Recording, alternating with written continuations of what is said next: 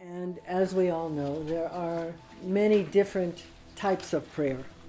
There's praise, there's request, there's thanksgiving, there's the prayer of stated intention, like the one that we just did. There's hitbodedut, the kind of free-flowing conversation with Hashem. There's liturgical prayer, etc. Spontaneous prayer from the foxhole. So, but common to all of them is that there is a certain communion, that prayer is the channel of communion. It's conversation, it's communication, it's the relationship building practice, really. And Rab Tzadok is very quick to point out that a person can study without really thinking about or believing in God, higher power, or whatever. There's no like academic study of Torah is study. And in fact, even Hashem says, there's a medrash that says that Hashem says, forget about me, just study my Torah, because the light of the Torah will bring you around eventually to me. But prayer is not that way, because it is communication. It doesn't really have meaning except in relation to a creator, a higher power, primal will to good. It's interesting that the most, of all these prayers, the mitzvah of prayer is actually the prayer of request. That the mitzvah is an act that is it's an especially potent act to bring light and fixing and healing to the soul and to the world. And so it's quite counterintuitive. One would think that the more evolved prayer is the prayer of praise or the prayer of thanksgiving. And the prayer of request is really, kind of our small self rather than our big self. And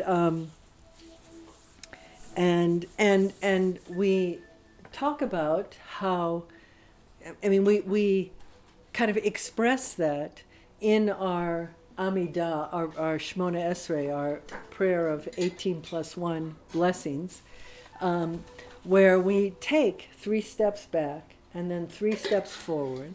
And when we take those 3 steps forward, there is an idea that we are entering into a level of encounter with Hashem that is face-to-face, that has a quality of intimacy to it that is not available through any other practice.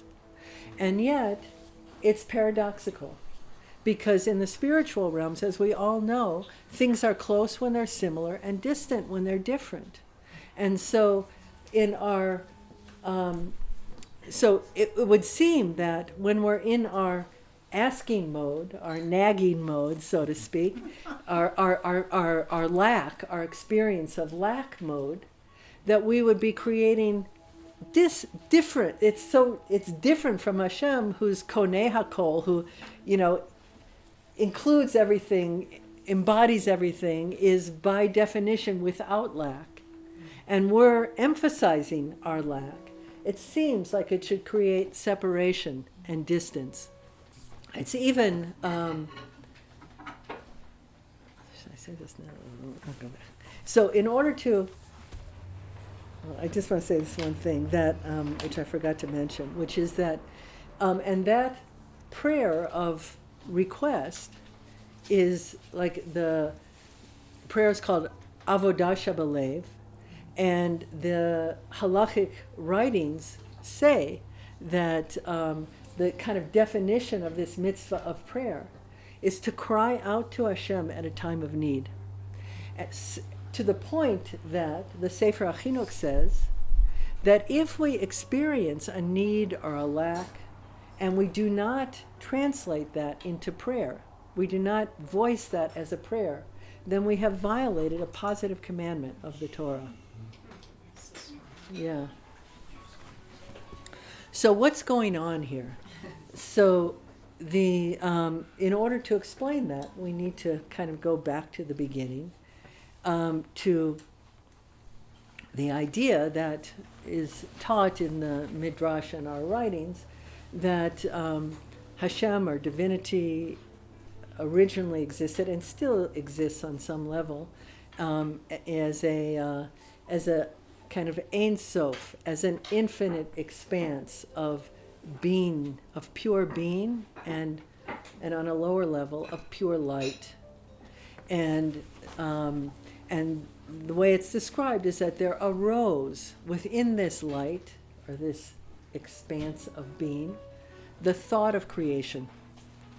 For the sake of, it's taught for the sake of Torah in Israel, but Israel at that point is not us, like the Jewish people as opposed to the Chinese people, as opposed to the Indian people or whatever. Israel is a creature of such lofty proportions, a creature that spans from the farthest reaches of spirituality to the outermost realms of physicality.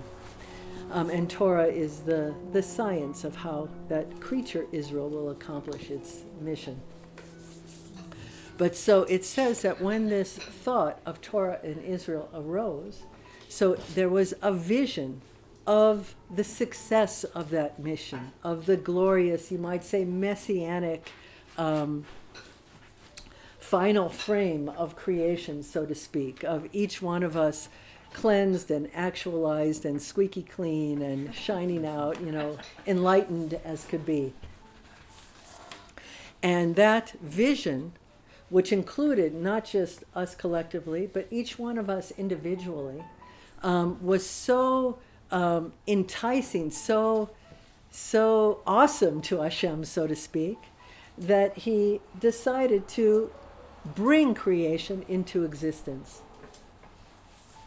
And so the Amida, in some sense, conveys to us, compiles for us, the elements of that vision. Like, what did Hashem foresee? Like, why did Hashem create creation? And what will it look like when that purpose for creation is fulfilled, when that vision of creation is fully embodied in each one of us individually and in the world collectively?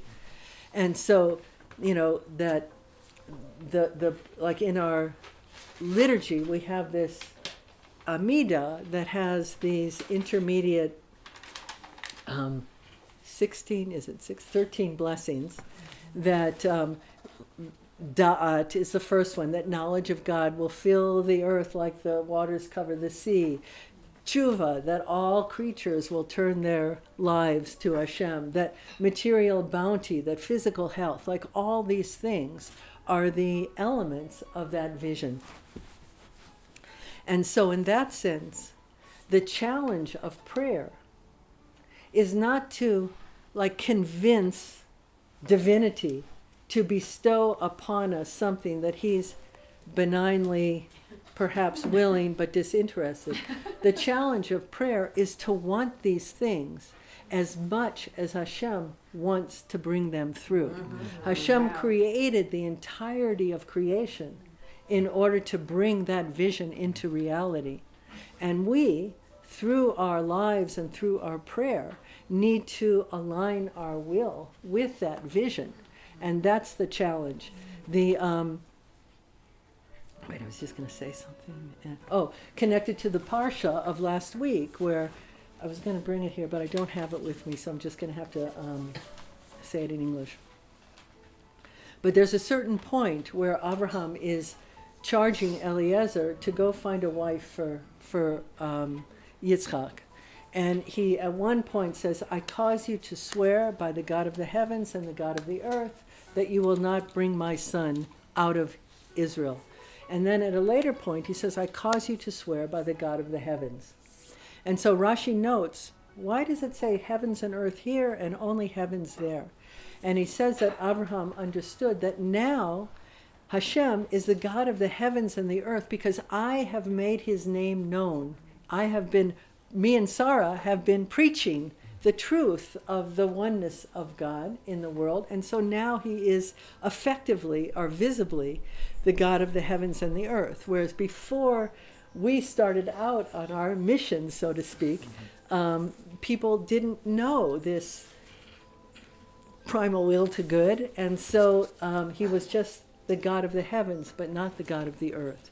And so the idea is that that is what we're doing in our prayer process as we educate our taste buds, our of will, to want these things that are part of Hashem's vision for us collectively, but also for us individually. Like each one of us is also appears in that vision. And there is like, what do we look like? And what is it that is that we need to accomplish and become in the course of our days? And when we kind of will those things, like it's true both collectively and individually, that we need to learn how to will what it is that our soul is truly designed to do, as much as Hashem wills for it to happen. So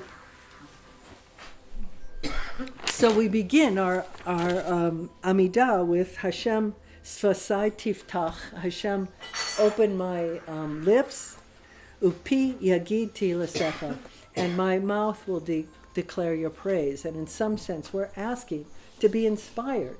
That, Hashem, help me to open my heart, but also to open my heart to know and to long for that which is exactly that which you are wanting to bring through. Because really, it's a win-win. It's not that, we have to convince Hashem to give us something that he is not interested in, that the only thing that is going to make us happy is to do what we're designed to do. There is nothing else that's going to work for us. So we have to figure out what that is and to really move, make it happen. And so we're obligated on a collective level when we speak our Amidah to find our to connect with each one of those prayers. And there is all kinds of very interesting teachings about the sequence of them and how they move through a kind of personal tikkun, and then a collective tikkun, and then a messianic tikkun. But there's also the job of every one of those prayers, according to the Mishnah Berurah, has a place for personal insertion.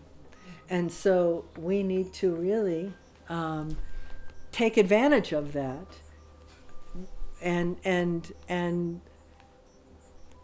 request, clarify what is it that we personally and our loved ones or whatever and our planet are needing, and to insert prayers of that sort. Right. And so how do we do that? And so in the Ashrei, the prayer that, is introduces many of the prayer events, it has one line that in the Art Scrolls it says, pay special attention to this line. Posech es yedecha umasbia lecha charatzon. Hashem opens his hand and satiates every living creature with will. So, most people understand it as Hashem opens his hand and satisfies the will of every living creature. But it's actually more accurate, grammatically, to read that as Hashem opens his hand. Like, what is Hashem's greatest demonstration of generosity? Is that he implants inside us, he satiates each living being with will, with a sense of lack and a longing to be filled. Because it is that which is the propulsion, it's the driving force that moves us through the world, and as a result of which we grow and evolve and enlighten and accomplish what we're designed to do. So the work then becomes like, what do I want? Like that the question that is actually not a selfish question. It's a very deep spiritual question, and it is the entryway into Ruach HaKodesh, into bestowed. How do you translate Ruach HaKodesh? Inspiration, like divinely bestowed inspiration, is what do I want? what do I really, really, really want? So every sphera has an inner spiritual property to it. And the inner spiritual property of the Keter is will. And so the Keter is the root, is our soul's root. It's the place where we're plugged in to the transcendence, so to speak. And so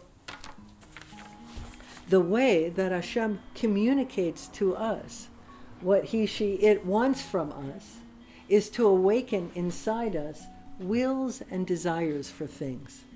Now, there definitely is a certain rough spot where we have to somehow articulate what that will is, and that there's major room for error there. But that is the gift and the power of prayer, because prayer is really the most powerful tool for refining will. As we know, that the problem is that there are many desires that swim through our heads and through our hearts, and it's kind of not so simple to sort through which really are emitamita, like the deepest truths, and which are really more superficial cravings or whatever. And so that's where prayer comes in, and in particular, prayer posture. And that's the point I want to make here, which is that, what is prayer posture? So there is in the kind of the Kabbalistic school of thought, there are two main areas of inquiry. One is called Maaseh Bereshit, which is the study of the first chapter of Genesis, and the process of light being, in some sense, withdrawing progressively in order to bring forth our material world. And then there is Ezekiel's vision, which is Maaseh Merkavah, which is the process of bringing that light back in to our world. And in Ezekiel's vision of Maaseh Merkavah, there is a word that is used 3 times, and that word is chashmal, and it means electrum or electricity. If you live in Israel, on the top of your electricity bill it says chashmal. So it's kind of a common word, but it's also an extremely esoteric word. And in Kabbala, as probably people know, it's a word that is comprised of 2 subwords: chash, from chashai, which means silence, and mal, from malal, which means speech. And so it has a kind of paradoxical aspect to it, just built into it. And in regards to, and the idea that's being conveyed is the kind of invitation, so to speak, to, it's like the chashmal encapsulates all paradox, and the instruction really that accompanies like this teaching or term is the advice to learn how do you negotiate these kinds of paradoxical things, by learning to dance back and forth between them, and to do so in a rapid clip, like a greenhorn. Wait, let me just say one thing first. So here, like using these terms chashmal as in regards to prayer. So the chashai, is the kind of more surrendering of will, the silence of just like listening in, like letting go of all preconceptions, of all cravings or whatever, and just surrendering to whatever is Hashem's will for us. And mal is malal, which is the goal-directed effort of asking for, of asserting will, of doing hishtadlut, like efforts in the world in order to make our will actualize, happen. And so the dance of the power of prayer is the dance back and forth between these states of prayer. So I want to first explain prayer posture. So prayer posture is really, as it relates to chashmal, is that I'm Hashem, you've given me responsibility for charting a course for my life. And so I've looked in, I've looked out, I've looked up, I've looked down, and this is what I've come to in terms of this is what I believe I'm designed to do. This is what I believe you want from me. Like I've explored the question, what do I want? What do I really want? I've sorted through it, and this is what I've come to. And so I'm going to put it forth as prayer. Like I'm going to state it as prayer, and I'm going to go for it. And if I'm right, then please prosper my path. And if I'm not, then don't answer my prayer. Wait, if I'm right, then prosper my path. That's the mal. And if I'm not, then don't answer my prayer. And let me know as gently as possible how to correct my course. And so that prayer is answered one way or another. It's answered either by bringing close what it is that we were striving for, or by dissolving a little bit and correcting a little bit the will and longing and desire. One of the things that kind of stymies people about prayer is that they're afraid to, like the power of prayer is to be specific. Rab Tzadok has all kinds of teachings about the power of, like, don't be afraid to state your will. Take responsibility for your will. Like it's a tool to accomplish. Hashem wants something from us and we need to make it happen, and prayer is a resource that we have to do so. But people are afraid, but what happens if what I'm praying for isn't right? Then, yikes, I can make something, happen that isn't supposed to happen. So that's the difference between prayer and magic. Prayer is where your chash is equal to or maybe even a hair's breadth stronger than your mal, meaning that your desire not to have what you're praying for, if it's not really going to work for you, if it's not really what you're designed to do, is a hair's breadth stronger than your desire for the thing itself. Whereas magic is where your craving and attachment for the thing itself overwhelms your willingness to surrender it if it's not really your soul's truth. So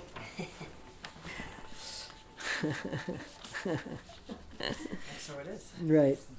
So the work is to kind of dance back and forth between these two states of chash and mal, and to and you see, like, kind of a greenhorn spends like lots of like years like kind of wanting, craving, like yearning, frustrated, and then burns out, and then like withdraws back and just won't, doesn't want any part of it, and doesn't do any efforts in the world, and just like kind of goes to bed and doesn't get up for a while. So that's like the slow way, whereas the mastery of it, according to Kabbala, is to, like in tennis. Did anybody play tennis? Like you're taught to like not keep your feet planted. Like if your feet are planted, then the effort of overcoming that inertia to get to, your right hand or your backhand is takes more time than if you're dancing back and forth. And even if you're on your left foot and you need to get to the right, you'll get there faster than you would have had your feet been planted. So that's the chashmal dance, is really to kind of go back and forth between these two states. And then, depending upon what's up in your life, it might be a moment to assert, or it might be a moment to surrender, and you'll know, and you'll be able to kind of work with reality in a way with prayerful posture in a way that will work. So there is an idea in the Talmud and also in the deeper writings about Mazal Elyon and Mazal Tachton. Yeah. And Mazal Elyon is really, it's considered higher Mazal, higher providence, and it's really a kind of the definition of our soul, really. Our soul is designed to accomplish something, and that's fixed and final. And no amount of prayer or effort or yearning is going to change it. It's because our soul would lose its purpose if that would change. Whereas Mazal Tachton is the resources that are provided in this world in order to accomplish what we need to do. And those are in constant flux. And those we can change through effort, through prayer, etc. And so, but the problem is that there's no way to distinguish between one or the other. Like it's possible that like a person's mission, their soul mission, is to be the person who just keeps a joyful demeanor and a gamzu latova, also this is good, despite, kind of hardships or poverty or whatever. And so no amount of merit or prayer is going to change those material circumstances of their lives, because that's the purpose of their being here. There's a story of Rabbi Elazar ben Padat in the Talmud where he was like a tzaddik of his generation, and he had an operation or something, or leeches, or I don't know, something, what they did in those days. And he was like kind of like hovering between life and death. And the rabbis came to visit him, and they saw, I don't know, light, and a few things happened. And so when he kind of got conscious, they asked him what was going on. And he said that he kind of saw Hashem, and he said Hashem knew how long. Oh, he was so poor that he had to get his nourishment from the skin of garlic. That's all he had to eat, so to speak. So he said, Hashem, how long do I have to bear this? I mean, I'm living my life as holy as I can. Give me a break already. And Hashem said, Elazar, my son, all I could do for you is I could revert the entire universe to tohu vavohu, undo it, and recreate creation. And then maybe you'll fall out in a different mazal. And Rabbi Elazar said, all that and just maybe?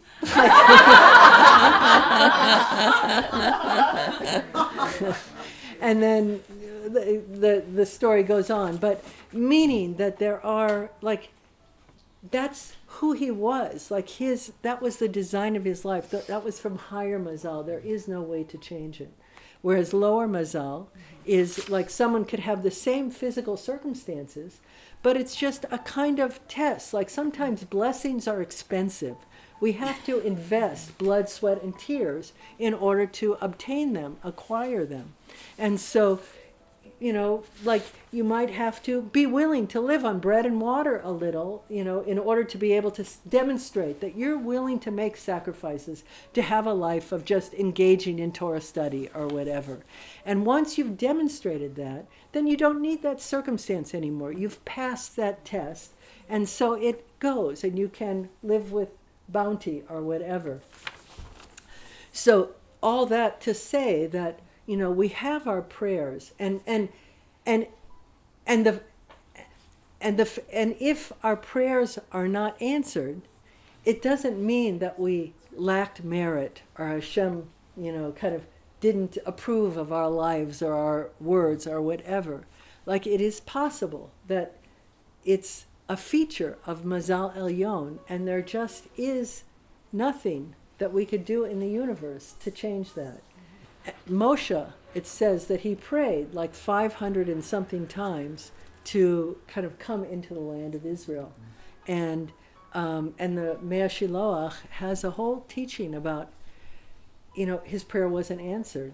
But it doesn't mean that he wasn't supposed to pray. Because there is, prayer is an end unto itself. There is something about the claiming of will and the expressing of will that is transforming to the soul, and that is strengthening and is a tikkun to the soul. And so even if our prayers are not answered, it doesn't mean that we were on a wild goose chase. There is something about the encounter with Hashem that happens inside prayer that has a purpose unto itself, independent of whether we actually acquire what it is that we are asking for.